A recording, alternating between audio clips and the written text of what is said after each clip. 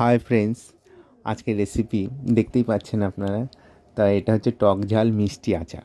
কাঁচা তেঁতুল আমি প্রথমে বয়েল করে নিলাম, নিয়ে এবার আমি ওটাকে ছাড়িয়ে নিচ্ছি। এবার আমি খেজুরের গুড় একটু গ্রাইন্ড করে নিলাম যাতে তাড়াতাড়ি গলে যায়। ঘরে থাকা কিছু ঘরোয়া মশলা সেটা আমি কড়াইতে দিয়ে একটু ভেজে নিচ্ছি। ভেজে নিয়ে আমি ওইটা মিক্সিতে দিয়ে পাউডার বানিয়ে নিচ্ছি। কারা কারা এরকম টক ঝাল মিষ্টি তেঁতুলের আচার খেতে ভালোবাসেন প্লিজ কমেন্টে জানাবেন। আমি কড়াইতে সর্ষে আর শুকনো লঙ্কা ফোড়ন দিয়ে তেঁতুলটা ওর মধ্যে দিয়ে দিলাম। দিয়ে এবার ভালো করে নেড়ে নিয়ে আর দিয়ে দিচ্ছি ওর মধ্যে গুড়, আর দিয়ে দিলাম বিট নুন, সাদা নুন দিয়ে ভালো করে নেড়ে নিলাম।